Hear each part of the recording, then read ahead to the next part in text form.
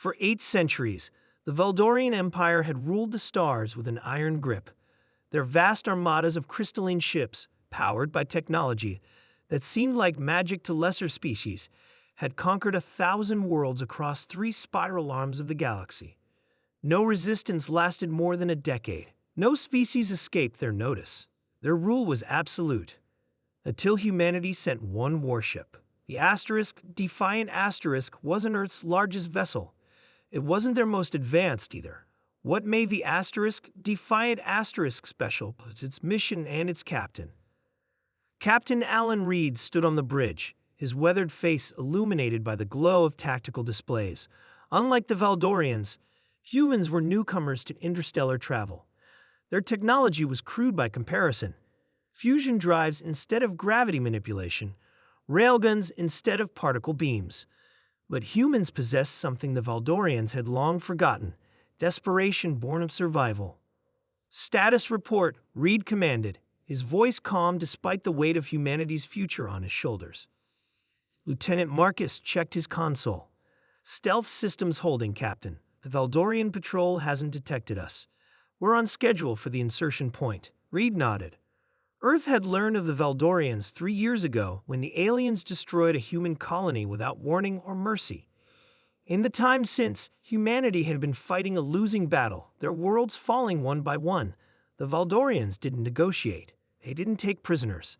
They simply eliminated any species they deemed a potential future threat. "Launch the probe," Reed ordered. The Defiant Asterisk released a small device that drifted toward the massive Veldorian command station. Inside the probe was humanity's last hope, not a weapon, but information. Data stolen from a downed Veldorian scout ship. Technology the Empire would never willingly share. The Veldorians had conquered through technological superiority, but they had a weakness. They had grown complacent. For centuries, no species had presented a genuine challenge, as so they had stopped innovating. Their technology remained static, powerful, yes, but unchanged for generations. Humans, by contrast, had evolved through conflict. Earth's history was written in blood and innovation. When faced with extinction, humans didn't surrender, they'd adapted. "Probe is away," Marcus confirmed. 90 seconds to contact. Reed's plan was audacious, perhaps insane. The probe carried a virus. Not biological, but digital. The Veldorians, for all their advancement, had never faced information warfare. Their systems were sophisticated but vulnerable in ways they couldn't comprehend. "They've detected the probe," Marcus announced, tension straining his voice. "Veldorian vessels moving to intercept." Reed's jaw tightened. "Hold position. Everything depends on the next 60 seconds.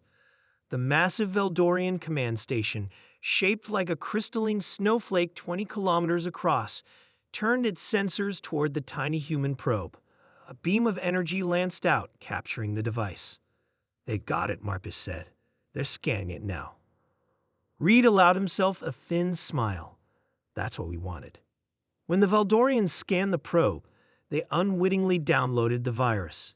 It spread through their network at the speed of light, infecting ship after ship, system after system. Not to destroy, that would have been too simple. Instead, it did something far more devastating. It shared. The virus unlocked every piece of Veldorian technology and transmitted the data to the Defiant Asterisk. Centuries of scientific advancement, laid bare in seconds. But more importantly, it broadcast this knowledge to every corner of Veldorian space, to every species they had conquered. "Transmission complete," Marcus reported, his voice hushed with awe. "We've got everything, Captain." The Veldorian response was immediate and furious. Dozens of warships converged on the Defiant Asterisk position, their weapons charging. "I think we've overstayed our welcome," Reed said. "Engage emergency jump." The Defiant Asterisk vanished in a flash of light, moments before the space it occupied was atomized by Veldorian fire. But it was too late. The knowledge had been shared. The monopoly was broken. In the weeks that followed, rebellion erupted across Veldorian space. Subject species, armed with the knowledge to build their own advanced technology, rose up against their oppressors. The Empire, which had maintained control through technological superiority, suddenly found itself fighting enemies with equal capabilities on 1,000 fronts. 6 months later, Captain Reed stood before the United Earth Council, delivering his report. The Valdorian Empire is collapsing, he explained.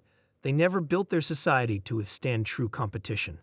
Their military was powerful, but their economy and social structure were entirely dependent on maintaining technological supremacy. Council Leader Thompson leaned forward. And what of Earth's safety? Secured for now, Reed answered. The former subject species have formed a coalition. They've offered Earth membership and protection. They're grateful for our disruption. One ship, Thompson marveled. One ship brought down an empire that ruled for 8 centuries. Reed shook his head.